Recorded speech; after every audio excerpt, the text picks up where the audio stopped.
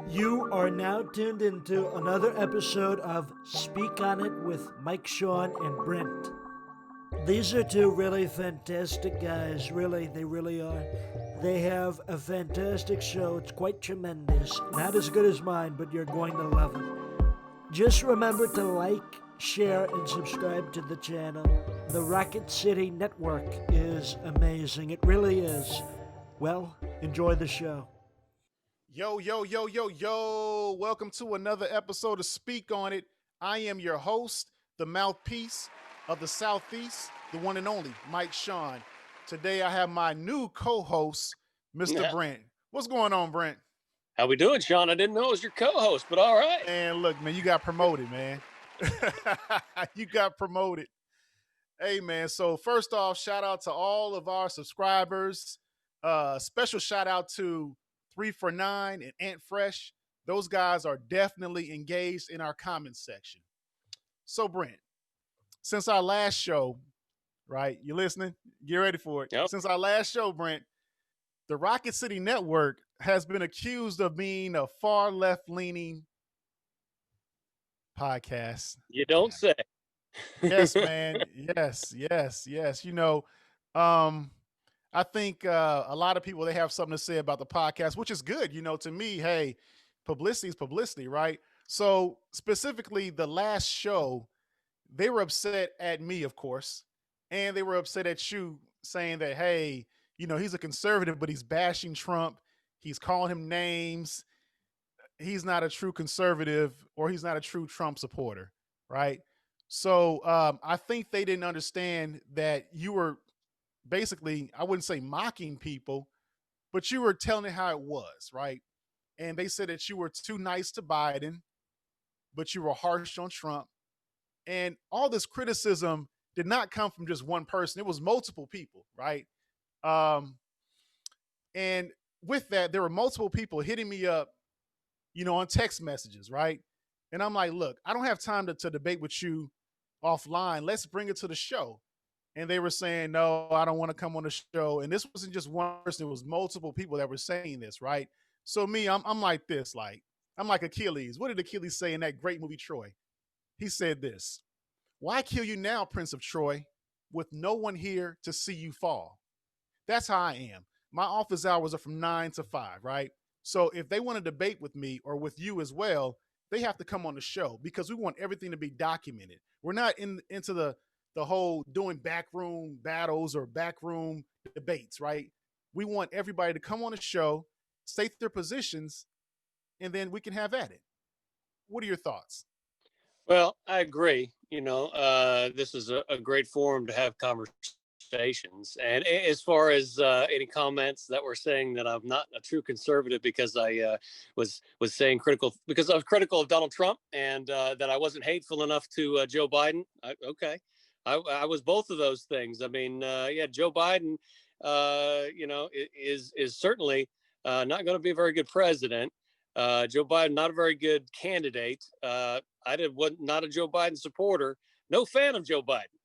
At the same time, very big Trump supporter, but I don't have any illusions about Donald Trump. I know who Donald Trump is. Donald Trump's been in the limelight for a very, very long time.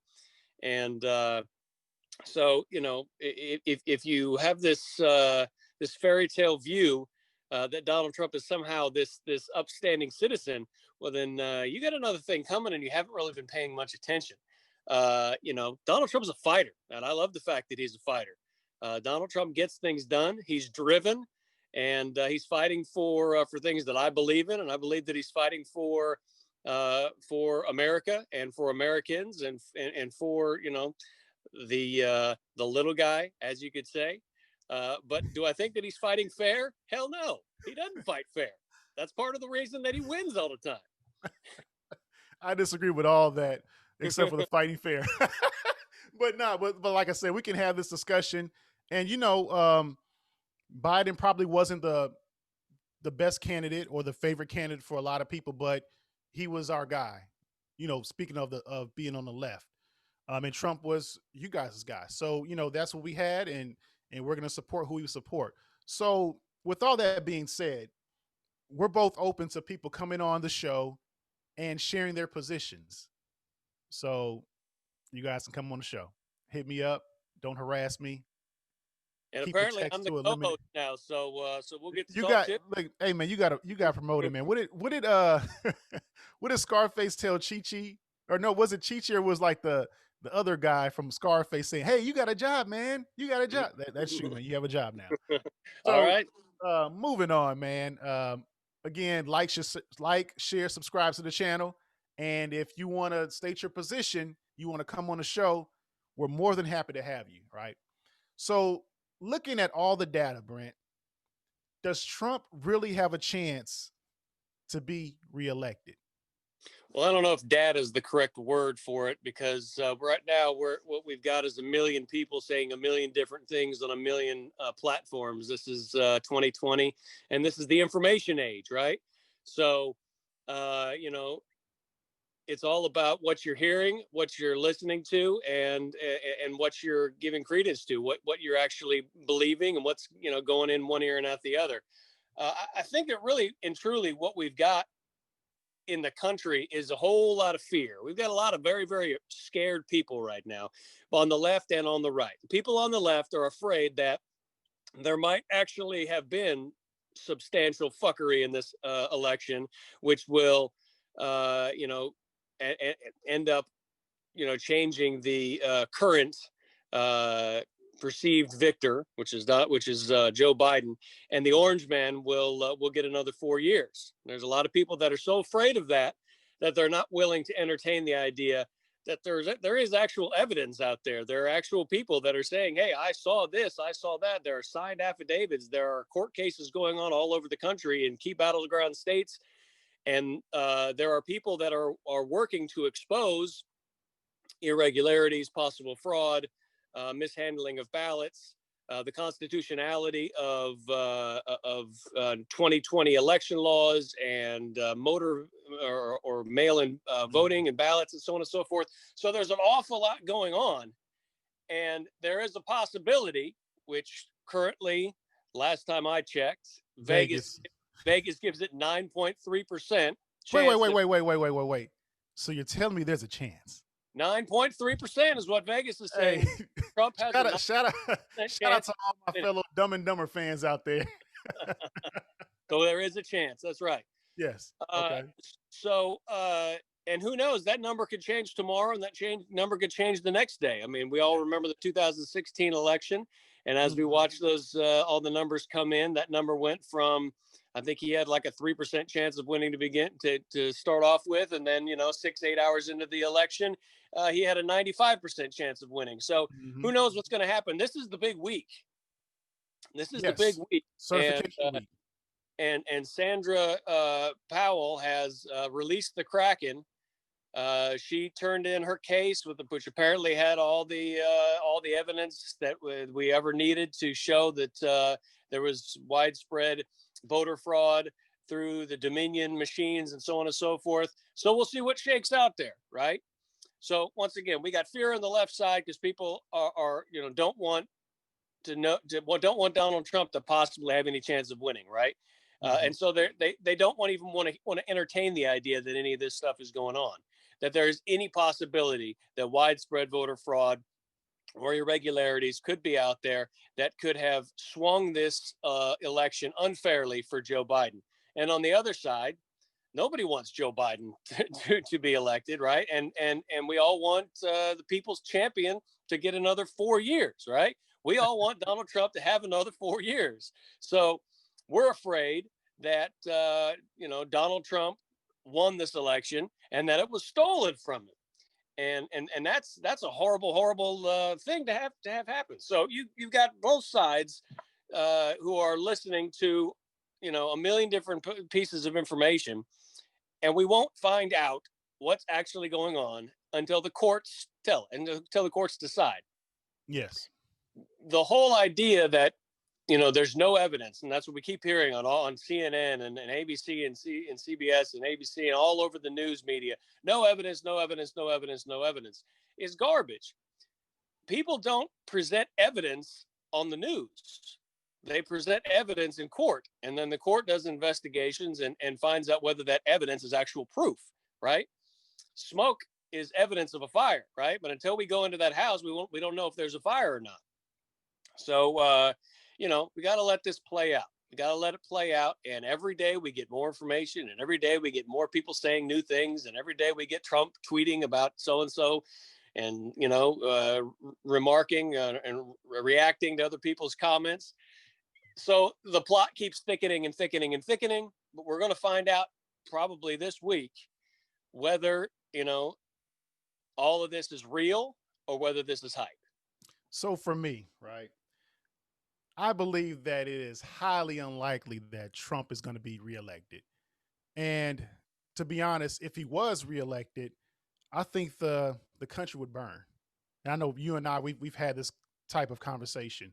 I know it just came out recently that William Barr says that there's no evidence of widespread fraud in the election. Now, William Barr is Trump's guy, but clearly this week it seems that he's not going to be his fixer.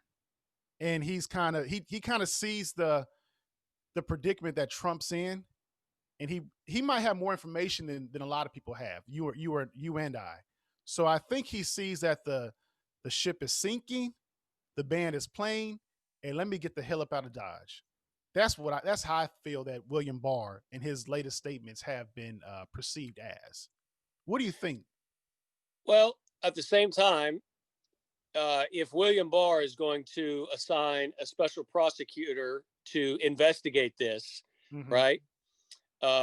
We don't want William Barr William Barr does not want the country to think that he is biased. They don't want to think that he believes that there is fraud going on. So would he lie, though? Would he lie? That? I mean, are you calling him a liar, though? Because they're all fucking liars. Go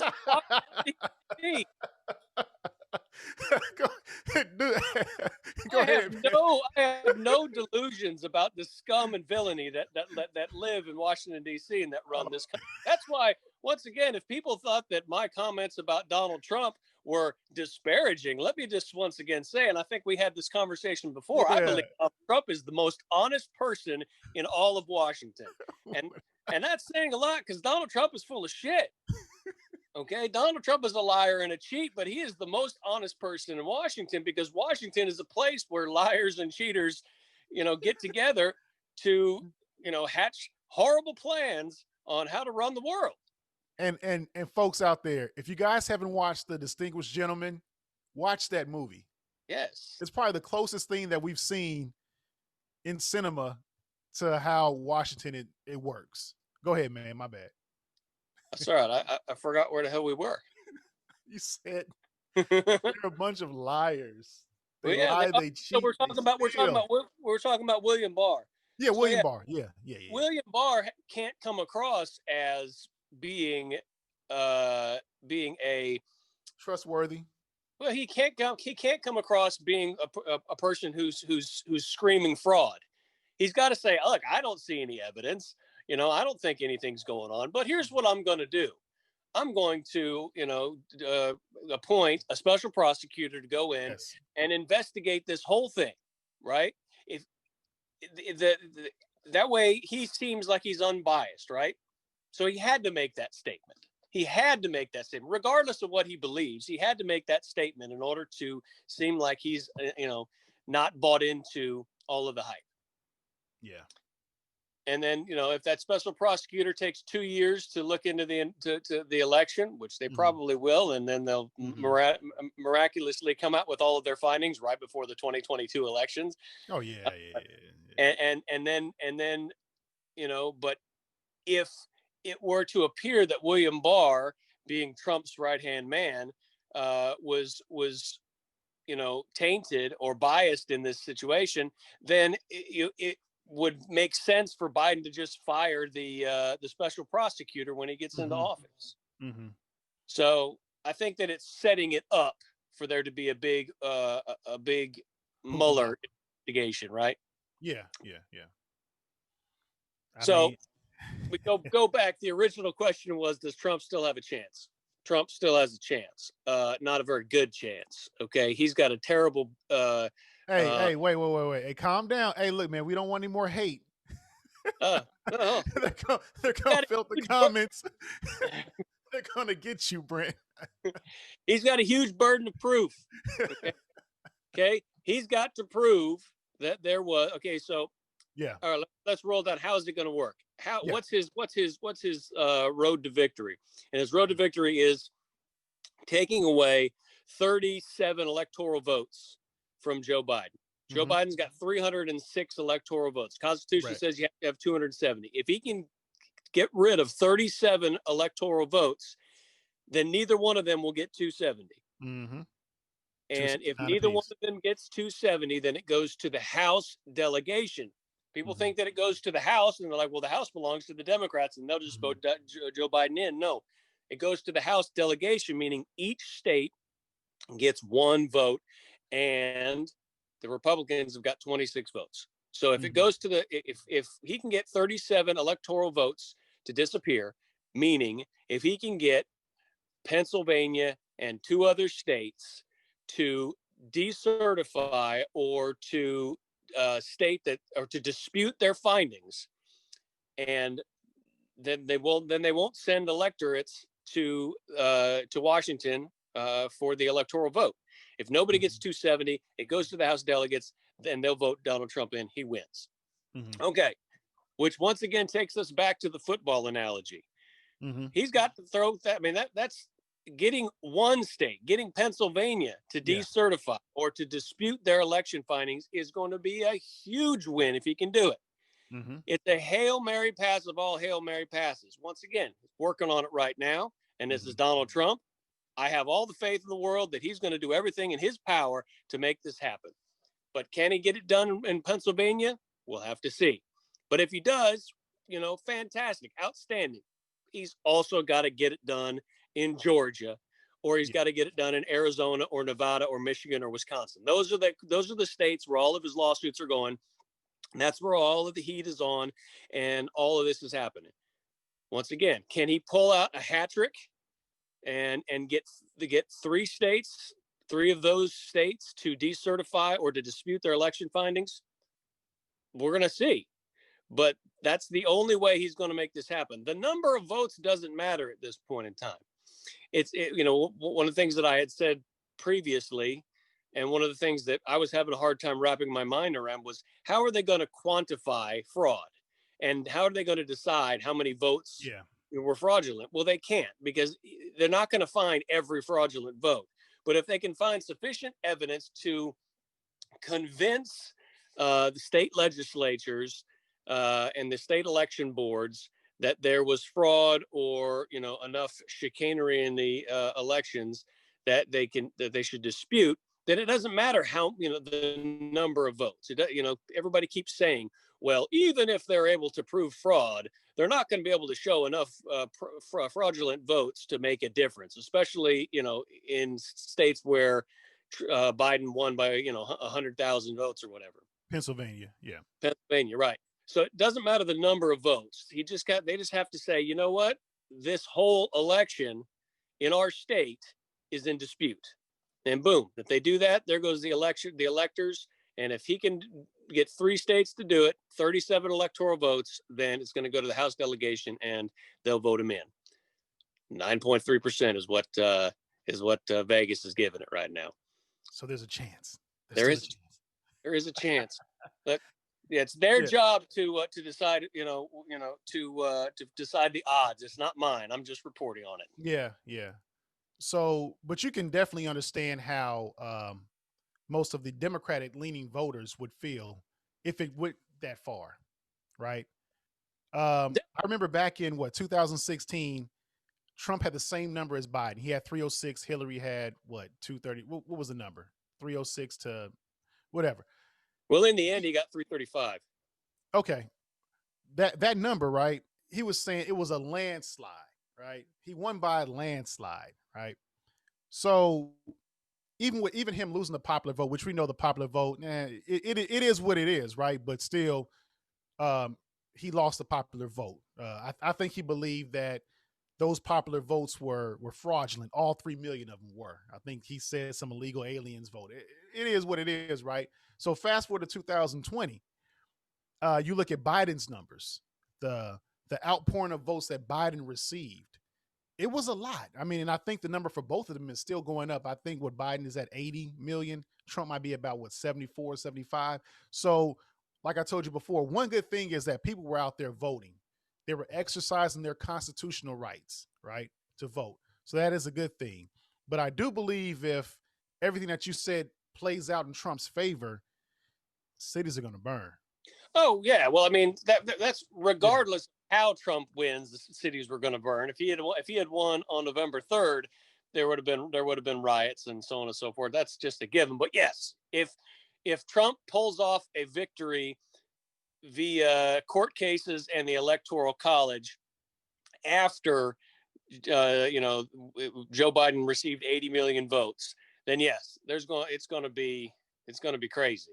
I think on the flip side too, because I know a lot of times we think that only left-leaning people are the ones out here rioting, which we saw during the whole George Floyd situation. There were people infiltrating, people they like chaos, right?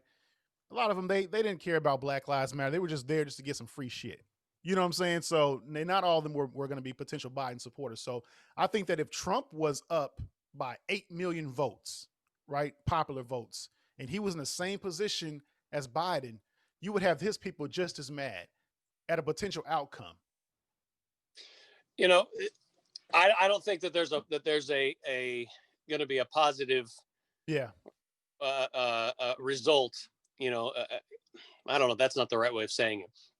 It's not going to be pretty for either side. If either side, if this happens, right? What we want to see is a clean, fair election where there's an obvious winner on the night of the election. That's the best case scenario, right? And unfortunately, we're in the worst case scenario. So let me go back to what you just said about voter turnout. So yes, one way of looking at this is, hats off and big applause and pats on the back all the way around for all the people who are trying to get out the vote, because obviously whatever they did this election was fantastic, right? They got out more people, and that's what we want. We want the more people that vote, the more people that have a voice, the better for everybody in the end.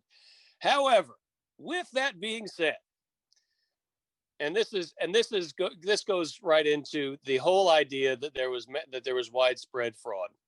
Mm-hmm.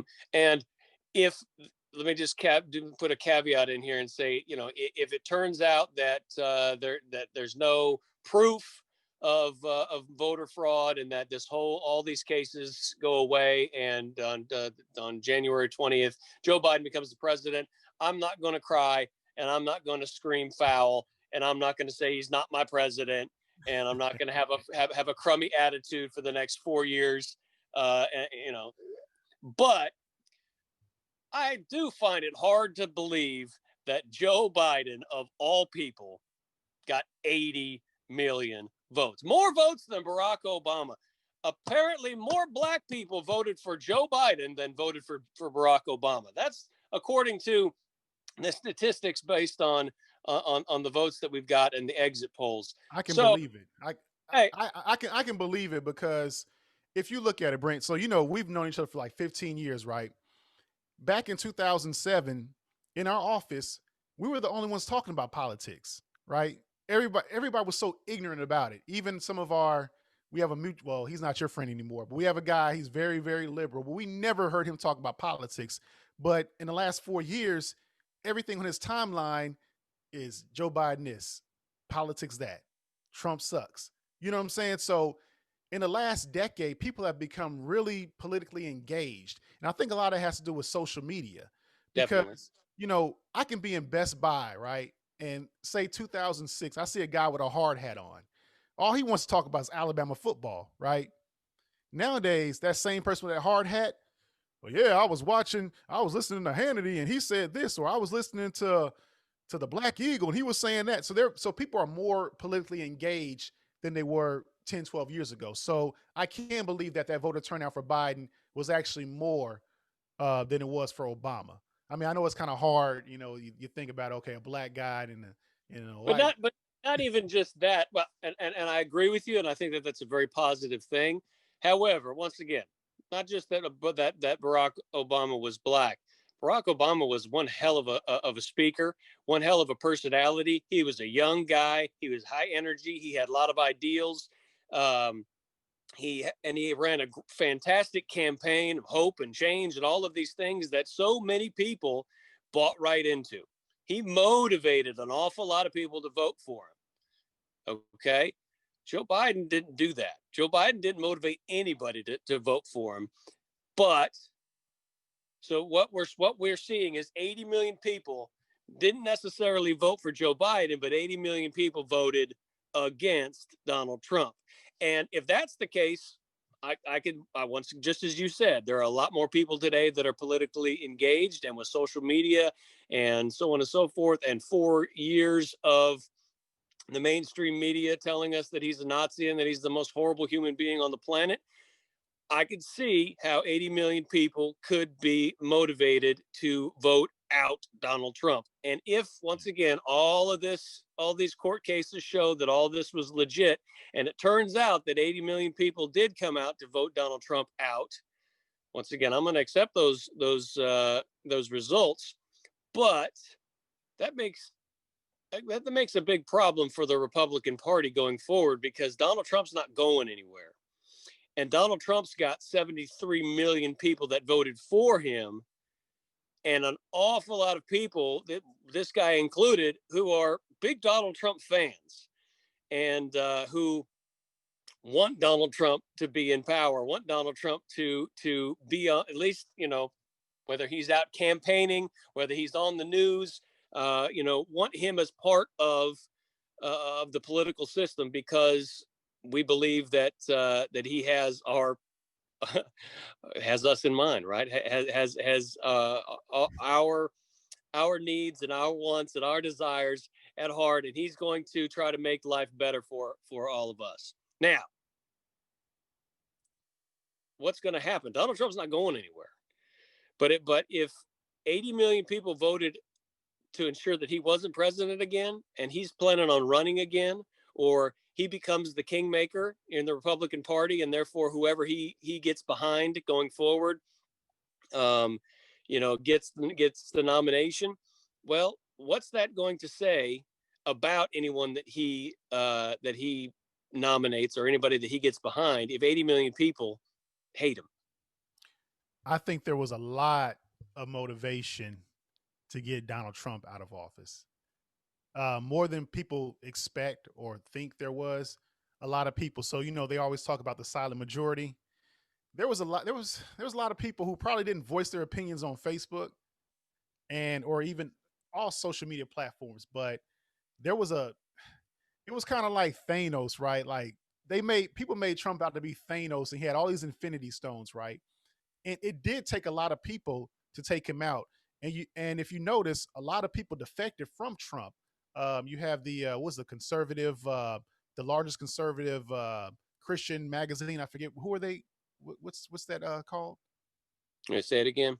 It was like it was a major conservative religious newspaper or publication, and they've been against Donald Trump for at least 2 years. So there's been a lot of people who have been against him, and we don't really know what the numbers are looking like, because of course, I believe that 20% of voting black males, they voted for Donald Trump. So I'm not sure how it swung the other way with white males too. So I know we're still looking at that data, and a lot of numbers still have to come in. But I think by January, we're going to be able to dissect this whole election process. And I think, and we'll talk about this in our next segment too. I think that, like you said, Trump is not going anywhere, and people have to kind of figure out where they're going to be at. And I'm specifically talking about people on the right. Are you going to stay with the old guard, meaning Trump, or are you going to find another candidate to latch onto? Could it be a resurgence of a Mitt Romney? Could it be Ted Cruz? But I think everybody hates Ted Cruz. But Dan Crenshaw. Yes. Dan Crenshaw is the future. I like Dan Crenshaw, but here's the deal. Once again, Donald Trump's not going anywhere, and I see Donald Trump becoming a possible problem for the Republican Party because of the fact that he's got the star power. He's got the huge personality. He's got everything that helped him to become the nominee in 2016, and everything that has made him who he is, and helped him to become the star that he is. That's not going to go away with him, right?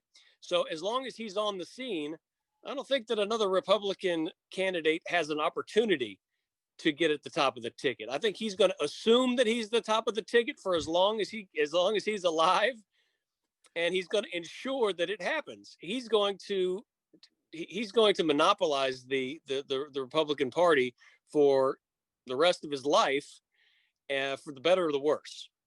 Wow. That's definitely something to dive into. Well, there you have it, folks. The Rocket City Network. We are out. Yeah.